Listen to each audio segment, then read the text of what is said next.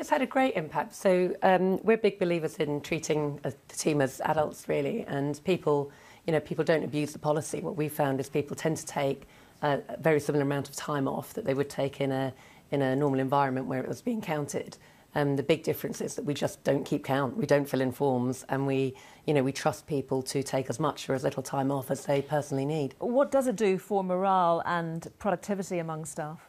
Well, I mean, I think increasingly across a lot of industries, people are expected to work long hours. So, there's the technology, if you like, demands that people are on call in the evenings, at weekends. So I think, therefore, to count people's holidays back and say you can't take a day off if you've potentially worked on a Sunday or done a long, late evening, I think would be counterproductive for us.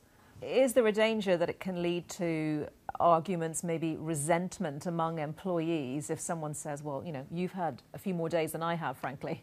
Well, we found the opposite. So we found that what it means is that because people don't have an entitlement to a certain number of days off, that they'll agree it with their own teams and they'll agree it with their own line managers, and they'll hand over their holiday work in a much more efficient way. Have you ever had to pull anyone up for taking advantage of this? No. Really? Unbelievably, in 9 years, we haven't had a single case of anybody abusing it. We have a really shared purpose at the agency anyway. But yeah, I mean, the longest time people have taken off is maybe 3 weeks for a honeymoon or something like that. But I think you'd get that in an ordinary environment anyway. That's interesting. So somebody like Richard Branson comes along, you've been doing it for 9 years, as you say, he comes along and talks about doing this. What sort of impact do you think this is going to have on work culture?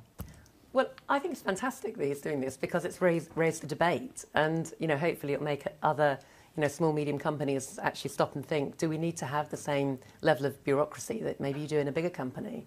It'll work better for some areas than others, of course, won't it? Yeah, definitely. But I think again, that's why, I think increasingly some smaller and medium-sized enterprises are becoming more popular employers than some of the big corporate giants who couldn't put in place a policy like this.